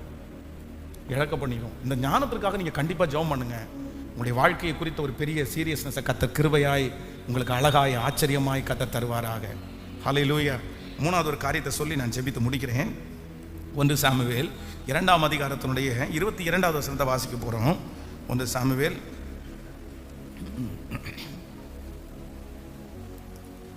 ஆமென். ஏலி மிகுந்த கிழவனாய் இருந்தான். அவன் தன் குமாரர் இஸ்ரவேலுக்கெல்லாம் செய்கிற எல்லாவற்றையும் அவர்கள் ஆசரிப்பு கூடாரத்தின் வாசலிலே கூட்டம் கூடுகிற ஸ்திரீகளோட சயனிக்கிறதையும் கேள்விப்பட்டு அவர்களை நோக்கி, நீங்கள் இப்படிப்பட்ட காரியங்களை செய்கிறது என்ன? இந்த ஜனங்கள் எல்லாரும் உங்கள் பொல்லாத நடக்கைகளை சொல்ல கேட்கிறேன். என் குமாரரே வேண்டாம். நான் கேள்விப்படுகிற இந்த செய்தி நல்லதல்ல. கர்த்தருடைய ஜனங்கள் மீறி நடக்கிறதற்கு காரணமாய் இருக்கிறீர்களே.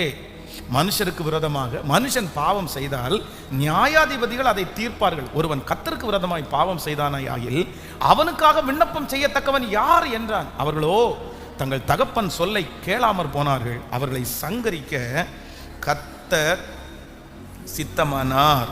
ஆமென். மூணாவது, இந்த ஏலியின் பிள்ளைகள் வேதம் சொல்லுகிறது அவங்களுக்குரிய ட்ராக்கை மாறிட்டாங்க. அவங்களுடைய ட்ராக் அவங்கள விட்டு போயிடுச்சு.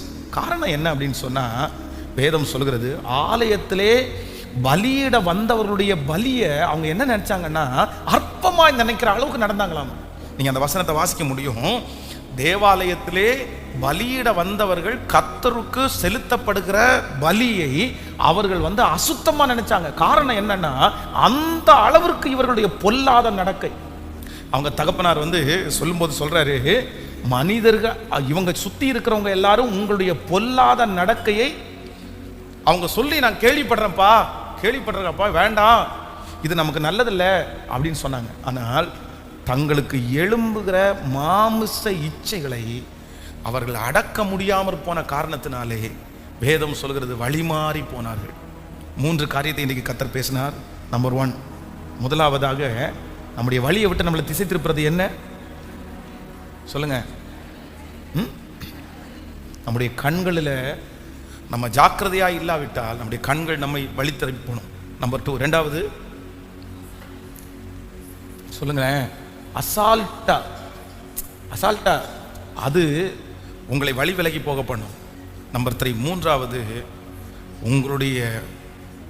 உங்களுடைய காரியங்களை உங்களுடைய சரீரத்தை நீங்கள் அடக்கி ஆளாவிட்டால் அது உங்களை என்ன பண்ணிடும் அப்படின்னு சொன்னால் வழிமாறி போக பண்ணும். இப்போ நம்ம வாசிக்க போகிறோம் அந்த ஃபர்ஸ்ட் வசனம், வழிகளிலே நின்று பூர்வ பாதைகள் எவைகள் என்று கேட்டு விசாரித்து நல்ல வழி எங்கே என்று பார்த்து அதிலே நடவுங்கள், அப்பொழுது உங்கள் ஆத்மாவுக்கு இளைப்பாறுதல் கிடைக்கும் என்று. எல்லாரும் எடுங்க, எரேமியா 6ஆம் அதிகாரம் 16வது வசனம். எரேமியா 6ஆம் அதிகாரம் இப்போ வாசிக்க போகிறோம். எல்லாரும் உங்கள் வீட்டில் ஒரு வேளை வசனம் போர்டு ஏதாவது செய்யணும்னு நினச்சிங்கன்னா இந்த வசனத்தை செய்யுங்க. வழிகளிலே நின்று பூர்வ பாதைகள் எவைகள் என்று கேட்டு விசாரித்து நல்ல வழி எங்கே என்று பார்த்து அதிலே நடவுங்கள், அப்பொழுது உங்கள் ஆத்மாவுக்கு இளைப்பாறுதல் கிடைக்கும் என்று. இன்னொரு விஷயம் கூட வாசிக்கலாம். வழிகளிலே நின்று பூர்வ பாதைகள் எவைகள் என்று கேட்டு விசாரித்து நல்ல வழி எங்கே என்று பார்த்து அதிலே நடவுங்கள், அப்பொழுது உங்கள் ஆத்மாவுக்கு இளைப்பாறுதல் கிடைக்கும் என்று கர்த்தர் சொல்லுகிறார். ஆமே. நான் உங்களை பிளஸ் பண்றேன், நான் உங்களை ஆசீர்வதிக்கிறேன். ஆண்டவர் இந்த செய்தி முடியும் போது ஆண்டவர் நம்ம எல்லாரையும் நேர்த்தியான வழியில நடத்தி சமாதானமான ஒரு வாழ்க்கையை கர்த்தர் உங்களுக்கு எனக்கும் தருவாராக. ஹல்லேலூயா. உங்களுக்கு கட்டளையிடுவாராக. உங்கள் வேலை அது உங்களுக்குரியதாய் மாறட்டும். உங்கள் குடும்பம் கர்த்தர் உங்களுக்காக வைத்த குடும்பமாய் இருக்கட்டும். உங்கள் எதிர்காலம் கர்த்தர் உங்களுக்காக ஆயத்தம் பண்ணின எதிர்காலமாய் இருக்கட்டும். உங்கள் வாழ்க்கையிலே நீங்கள் நடந்து போகிற எல்லா வழிகளும், நீங்கள் பெற்றுக்கொள்கிற எல்லா ஆசீர்வாதங்களும் கர்த்தர் உங்களுக்கு தருகிற, ஆண்டவருடைய கரத்திலிருந்து வாங்குகிற, கர்த்தர் பிளஸ் பண்ணி கொடுக்கிற அந்த ஆசீர்வாதமாய் இருக்கட்டும் என்று உங்களை இந்த பலிபீடத்திலிருந்து மனதார நான் ஆசீர்வதிக்கிறேன். தடுமாறி திரிகிறவர்கள், வழி தெரியாமல் அலைகிறவர்கள், பாதை தெரியாமல் கஷ்டப்படுகிற அனைத்து பேரையும் இந்த ஆண்டு முடிகிறதுக்குள்ளே உங்கள் கரங்களை கர்த்தர் பிடித்து உங்களை அழைத்து கொண்டு வந்து உங்கள் வழிகளிலே கர்த்தர் உங்களை உறுதிப்படுத்தி உங்களுக்கு முன்பாக இருக்கிற கோணலை கர்த்தர் செவ்வையாக்கி கர்த்தர் உங்கள் வழிகளிலே, உங்கள் பாதைகளிலே உங்கள் குடும்பத்தை நிறுத்துவாராக. வழி தப்பி போயிருக்கிற அந்த பிள்ளையை கர்த்தர் கரத்தை பிடித்து கொண்டு வருவாராக. வழி தப்பி இருக்கிற அந்த கணவனாரை கர்த்தர் கையை பிடித்து கொண்டு வருவாராக. வழி தப்பி இருக்கிற அந்த வாலிப மகனையும் மகளையும் கர்த்தர் கரத்தை பிடித்து கொண்டு வந்து கர்த்தர் அந்த வழியிலே நிலைப்படுத்தி உங்கள் குடும்பத்திற்கு ஒரு பெரிய சமாதானத்தை கர்த்தர் கட்டளை இடுவாராக. ஆமேன். இப்பொழுது பிரிந்து கிடக்கிற குடும்பங்கள் எல்லாம் ஒன்று சேரட்டும். தப்பான விதத்திலே வழி நடத்துகிற மனிதர்களை விட்டு கர்த்தர் தம்முடைய பிள்ளைகளுக்கு ஒரு பெரிய அற்புதத்தை கட்டளையிடுவார்களாக. அந்த மனிதர்களை உங்களை விட்டு கர்த்தர் அகற்றுவாராக. உங்கள் குடும்பத்தை விட்டு கர்த்தர் அகற்றுவாராக. இயேசுவின் நாமத்தினால தவறான அந்த கைடன்ஸ் இப்ப இயேசுவின் நாமத்தினால மாறுவதாக. எந்தெந்த இடத்திலெல்லாம் பிள்ளைகள் சிக்கி தவித்திருக்கிறார்களோ அந்த இடத்திலிருந்தெல்லாம் கர்த்தர் இப்பொழுது பிடுங்கி அவரை வெளியே கொண்டு வருவாராக. உங்க பிள்ளைய வெளியே பிடுங்கி எடுத்துட்டு வருவாராக. இயேசுவின் நாமத்தினால அந்த இடத்தோட இருக்கிற அந்த துண்டிப்பு இப்பொழுது நடப்பதாக. கர்த்தர் அந்த அசுத்தத்திலிருந்து என் பிள்ளையை கர்த்தர் துண்டித்து எடுப்பாராக. ஆமேன் சொல்லுங்கள். எல்லாரும் அப்படியே எழும்பி நிற்கலாம். எல்லாரும் எழும்பி நின்று, கர்த்தாவே எனக்கு ஒரு கிருபையை தாருங்க. என்னுடைய வழியிலே நான் ஒரு நாளும் விலகவே கூடாது, விலகவே கூடாது. என்னுடைய பாதையில் நான் ஓடி ஒரு மிகப்பெரிய இளைப்பாறுதல் அடைவதற்கு கர்த்தர் கிருபை தாரும். ஹல்லேலூயா, ஹல்லேலூயா. எத்தனை பேர் ஆமோதிக்கிறீர்கள்? உங்களுக்குரிய வழிகளிலே கர்த்தர் உங்களை அழகாய் நடக்க பண்ணுகிற கர்த்தர், அழகாய் நடக்க பண்ணுகிற கர்த்தர், அழகாய் நடக்க பண்ணுகிற கர்த்தர். உங்கள் வழிகளில் ஒன்றும் என்ன பண்ணுவதில்லைன்னா பிசகுவதே இல்லை. சொல்லுங்கள் பார்க்கலாம். என்னுடைய வழிகள் ஒன்றும் பிசகுவதில்லை. சத்தமாய் சொல்லுங்கள். உங்கள் வழிகளில் ஒன்றும். ஆமே. நீங்க என்ன செஞ்சாலும் அதுல கர்த்தருடைய கரம் இருக்கட்டும். நீங்க என்ன செஞ்சாலும் கர்த்தர் அதுல வாய்க்க பண்ணட்டும். அது என்ன செஞ்சாலும் அது கர்த்தர் உங்களுக்காகவே வைத்ததாகவே இருக்கட்டும். கவனிங்க, எல்லாரும் என்ன கவனிங்க. எல்லாரும் ஜெபம் பண்ண போறோம். என்ன ஜெபம் பண்ண போறோம் அப்படின்னு சொன்னா, ஆண்டவரே என்னுடைய வழியிலே என்னை கொண்டு போய் நிறுத்துவீராக. ஆண்டவருடைய வருகை தாமதிக்கும்னா இந்த ஆண்டு முடிகிறதுக்குள்ள புது வருஷம் நீங்க காலடி எடுத்து வைக்கும்போது நீங்க ஒவ்வொருத்தருமே உங்க பாதையில நடக்கிற அளவிற்கு ஆண்டவர் உங்களை அந்த வழியில கொண்டு போய் நிற்க வைப்பாராக. ஆமேன். ஒருவேளை நீங்க அந்த வழி மாறதுக்கு நீங்க தப்பு பண்ணியிருக்கலாம். பாஸ்டர் நான் தான் வழி விலகி போயிட்டேன், நான் தான் வழி விலகி போயிட்டேன். ஆனா நீங்க கத்தி ஜெபம் பண்ணுங்க. ஏசப்பாட்ட சொல்லுங்க, ஆண்டவரே நான் வழி விலகி போயிட்டேன், நான் வழி மாறிட்டேன். நீங்க வழி மாறி போயிட்டீங்க, வழி விலகி போயிட்டீங்கன்றதுக்காக திரும்பி அந்த வழிக்கு வரவே மாட்டீங்கன்னு நான் சொல்ல மாட்டேன். நான் நம்புறேன். ஆண்டவர் காணாமல் போன ஒரு ஆட்டை தேடி போனார். அந்த ஆடு வழி விலகி ரொம்ப தூரம் போய் நிறைய முட்களில் எல்லாம் சிக்கி அந்த ஆடுக்கு நிறைய காயங்கள் எல்லாம் பட்டுச்சு.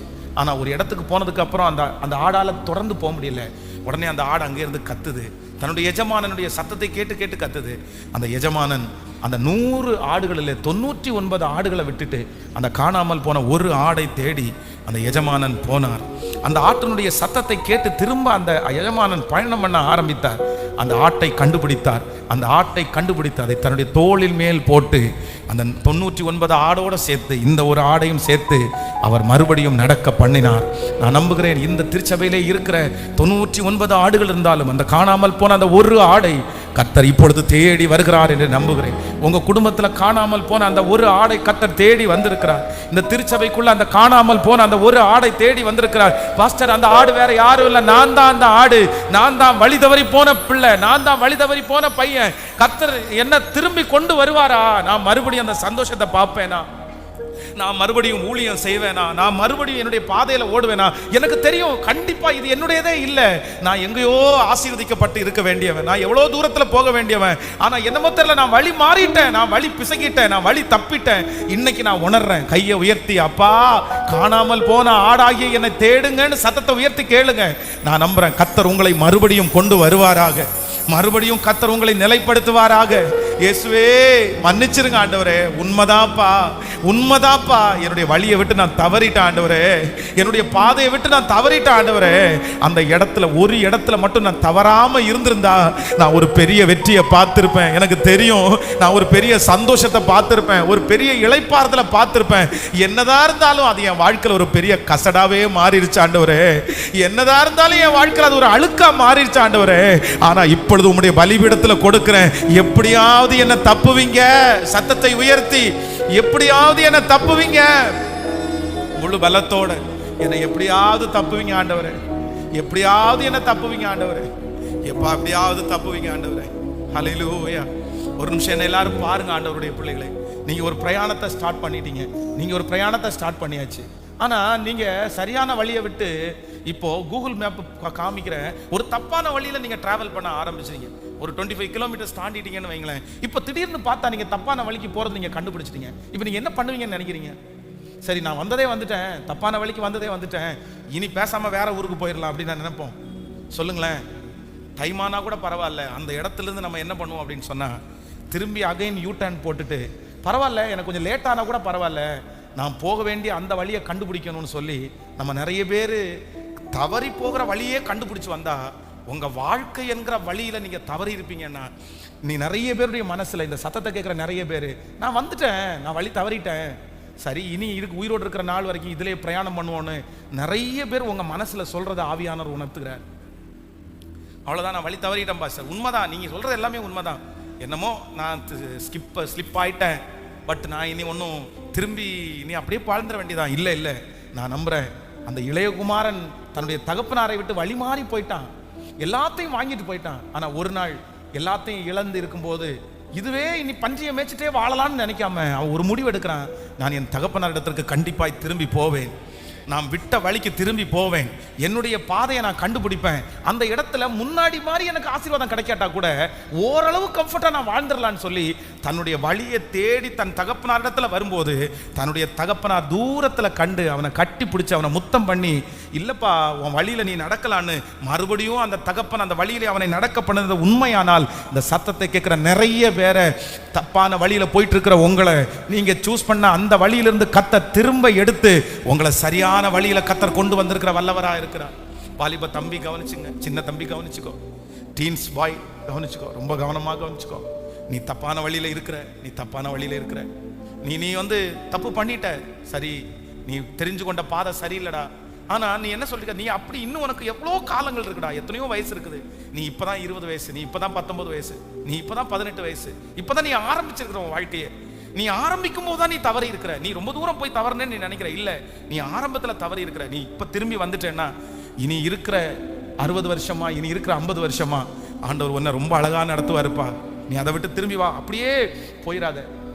கவனிங்க, இந்த திருச்சபையில வந்து இந்த சுத்தி இருக்கிற ரவுடிகளுடைய பிரச்சனை வந்து ரொம்ப அதிகமா இருக்கும்போது, ஒரு காலகட்டத்தில் இவங்க யாருமே என் கூட சண்டைக்கு வரவே இல்லை. ஏன் இவங்க எல்லாம் சண்டைக்கு வரலன்னு பார்த்தா, ஒன்னே ஒன்று, இந்த சர்ச்சு வந்து இங்கே பலிபீடம் இருக்கும்போது அந்த இடத்துல பார்த்தீங்கன்னா மாடி படிக்கட்டு, அங்கே ஒரு பால்கனி இருந்துச்சு, அந்த இடத்துல நிறைய பேர் வந்து உட்காருவாங்க. குறிப்பிட்ட ஒரு பையன், அந்த பையன் வந்து ஒரு பெரிய ரவுடி, அவன் ஏற்கனவே நிறைய டைம் ஜெயிலில் எல்லாம் இருந்தவன். அவனுக்கு என்னமோ தெரியல, நம்மளுடைய சர்ச்சு ரொம்ப பிடிக்கும், என்ன ரொம்ப பிடிக்கும். சரி, சில நேரத்தில் எனக்கு ஃபோன் பண்ணுவான், அவனுடைய தம்பியை வந்து கொண்டுட்டாங்க, கொல்லும்போது கூட தள்ளி விட்டு கொண்டுட்டாங்க. அப்போ கூட நான் அவன்கிட்ட போய் சொன்னேன், வேணாண்டா சாமி விட்டுரு, ஏற்கனவே நம்ம குடும்பத்தில் 2 பேர் நீ இழந்தாச்சு, இனி ஒன்னையும் இழக்கிறதுக்கு நாங்கள் ஆயத்தமா இல்லை, வந்துரு போதும்னு அவன் என்கிட்ட சொன்னேன்னா, அவன் தம்பியை கொண்டவனை எப்படி பாஸ் நம்ம சும்மா விட முடியும், நான் பழி வாங்காமல் விட மாட்டேன் அப்படின்னு சொன்னான். ஆனால் அவன் வரும்போது பார்த்தீங்கன்னா ஒரு 4-5 ரவுடி பசங்களும் சேர்ந்து கூட்டிகிட்டு வருவான், கூட்டிகிட்டு வந்து பின்னாடி உட்காருவான், லாஸ்ட் பெஞ்சில் உட்காருவான். ஒரு 25 நிமிஷம், ஒரு 30 நிமிஷம் தான் உட்காருவான்னு வைங்களேன். வந்து உட்காருவான், ஒரு ஜெபம் பண்ணுவான், ஒரு ப்ரேயர் அட்டன் பண்ணுவான், அப்படிதான், அவ்வளோதான், 4 பேரும் கிளம்பி அப்படியே போயிடுவாங்க. இவன் உள்ள வந்தானோ இல்லையோ, இந்த ஏரியாக்காரங்க யாருமே உள்ள வரத முட்டாங்க. அப்படிதான் நிறைய அந்த மாதிரி ஒருத்தன். ஆனால் அவன்கிட்ட வந்து நான் சொல்லும் போது அப்படிதான் சொன்னேன், அவன்கிட்ட பேசும்போது சொன்னேன், எப்பா உனக்கு இதான் சின்ன வயசுடா, நீ இன்னும் வந்து வாழ்க்கையை ஆரம்பிக்கவே இல்லை. உடனே அவன் என்கிட்ட சொன்னான், நான் முடிச்சிட்டேன் பாஸ் என் வாழ்க்கையே, நான் எங்கே ஆரம்பிக்கவே இல்லைன்றீங்க, முடிஞ்சு நான் வழி தவறி போயிட்டேன், தடுமாறிட்டேன், இனி வந்து எனக்கு நீ என்னை திருத்தணும்னு நினைக்க வேண்டாம் அப்படின்னு சொன்னான். ஆனால் இன்னைக்கு எங்கே இருக்கான் என்னன்னு தெரியல, அவனை கண்டுபிடிக்க முடியல. ஆனாலும் இந்த ஜெபத்தில் யாராவது ஒருத்தர் அப்படி இருக்கலாம், யாருன்னு தெரியல. நீங்கள் ஒருவேளை அவனை மாதிரி ஒரு ரவுடித்தனம் பண்ணிட்டு கையில் கத்தியோட அலையாமல் இருக்கலாம், ஆனால் வேற ஏதோ ஒன்று நீங்கள் நினச்சிருக்கலாம்.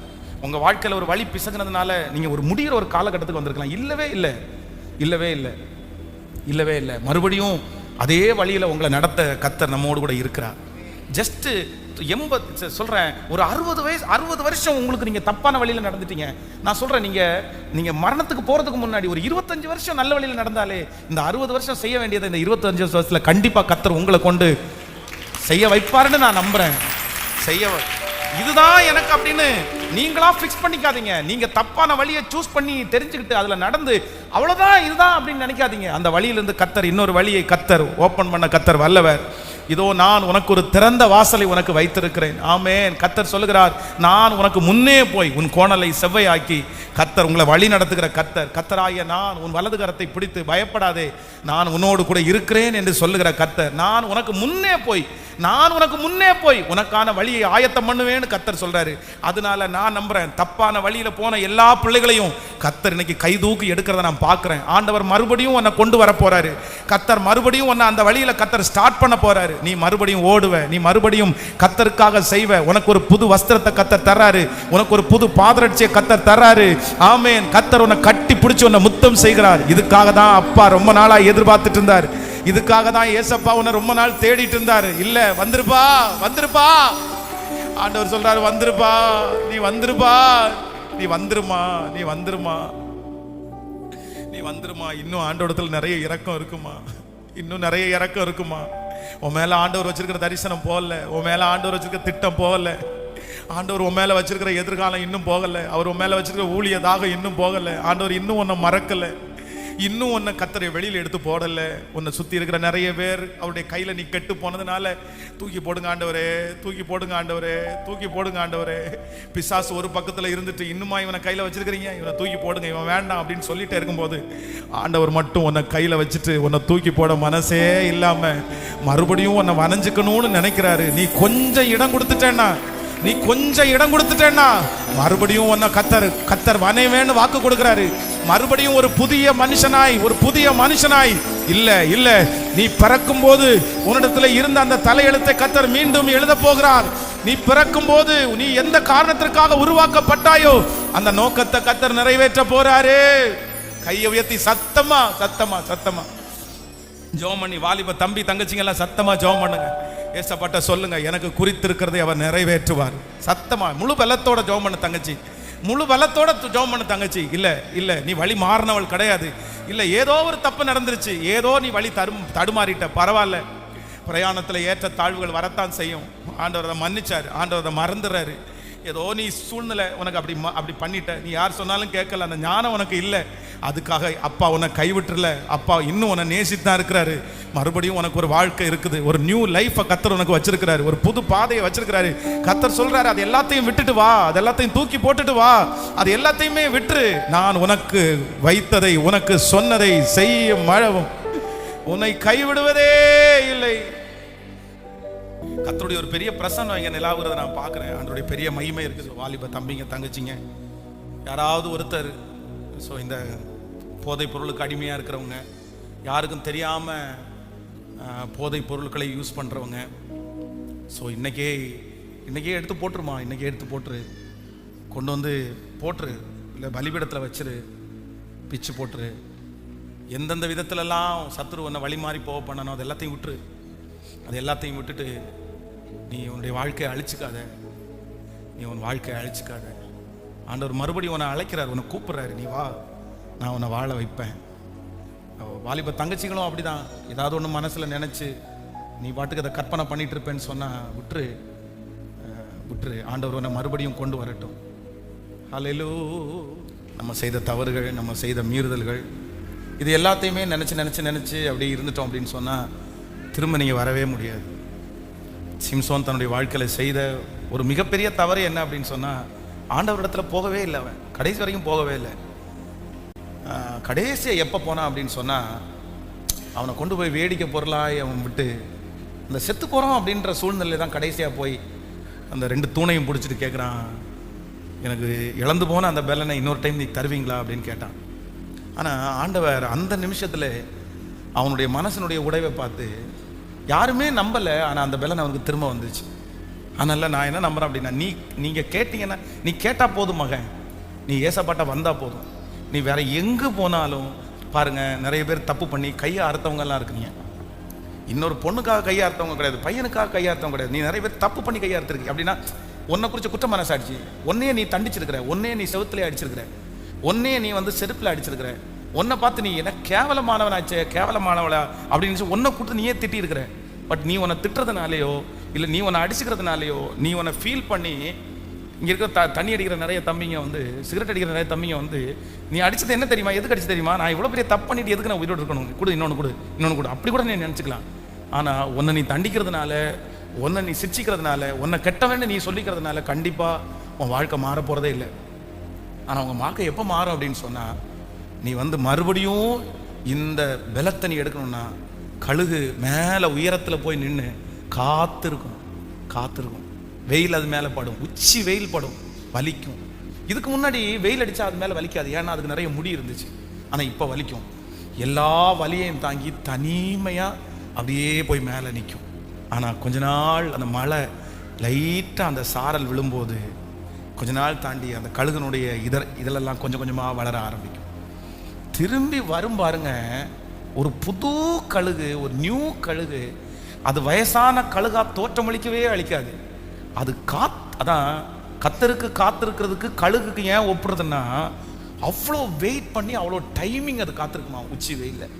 அதனால் நான் நம்புகிறேன், நீங்கள் மட்டும் இனி இருக்கிற 4 monthsப்பா, 4 மாதம்ப்பா, நான் என்ன நம்புகிறேன், நான் எங்கேயோ பிறந்து ஏதோ ஒரு கிராமத்தில் இருந்த எனக்குன்னு ஒரு திட்டத்தை வச்சு, எனக்குன்னு ஒரு பிளானை வச்சு, என்ன ஒரு வழியில் வச்சு, என்ன நடத்தி உன் முன்னாடி ஆண்டவர் கொண்டு வந்து நிறுத்த முடியும்னா, உன்னை ஏன் நிறுத்த முடியாது, நீ ஏன் வர முடியாது. நீங்கள் ஒவ்வொருத்தரும் ஒவ்வொரு இடத்துல பிரகாசிக்கிற சுடர்களாக நிற்பீர்கள்.